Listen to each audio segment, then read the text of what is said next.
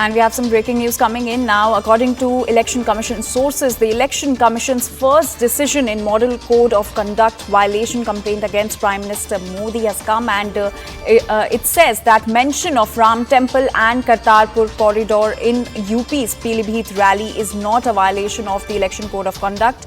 And in fact, Election Commission does not consider the mention of construction of Ram Temple as an appeal for votes on the basis of religion. So this is the big breaking news that is coming in amid Lok Sabha polls.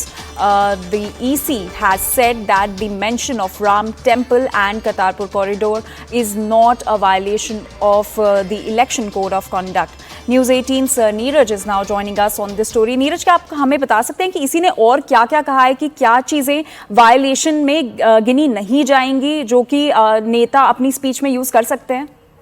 देखिए, चुनाव आयोग ने प्रधानमंत्री नरेंद्र मोदी के खिलाफ फैसले का जो आधार बनाया है उसमें ये कहा है कि राम मंदिर निर्माण चुनाव आचार संहिता का उल्लंघन नहीं है। इसके अलावा करतारपुर कॉरिडोर का जिक्र प्रधानमंत्री ने अपनी पीलीभीत रैली में किया था, 9 अप्रैल को हुई थी।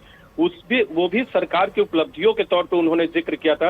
हालांकि प्रधानमंत्री ने दोनों मसलों पर विपक्ष पर निशाना साधा था, कांग्रेस और समाजवादी पार्टी पर, लेकिन चुनाव आचार संहिता का उल्लंघन नहीं मानता है चुनाव आयोग, क्योंकि सरकार इसे अपनी उपलब्धि के तौर पे गिना रही है, चाहे राम मंदिर निर्माण हो या फिर करतारपुर कॉरिडोर हो। इसके अलावा 2 महत्वपूर्ण पॉइंट है। पहला ये कि धर्म के आधार पर इसे वोट की अपील नहीं मानता चुनाव आयोग, और इसके अलावा इसे सरकार की उपलब्धियों के तौर पे देख रहा है। और तीसरा इंपॉर्टेंट पॉइंट यह है कि इससे समाज में या मतदाताओं में नफरत या कटुता नहीं फैलती। तो चुनाव आयोग ने अपना फैसला ले लिया है। एक वकील ने, जो कि सुप्रीम कोर्ट में है, उन्होंने शिकायत की थी इस रैली को लेकर, प्रधानमंत्री के भाषण को लेकर। उन्हें इसका जवाब जल्द ही भेजा जाएगा। चुनाव आयोग की तरफ से अभी तक आधिकारिक जानकारी नहीं दी गई है। जी नीरज, आपका बहुत बहुत शुक्रिया इन सारी जानकारी के लिए। And right now we have some more breaking news coming in from Uttar Pradesh.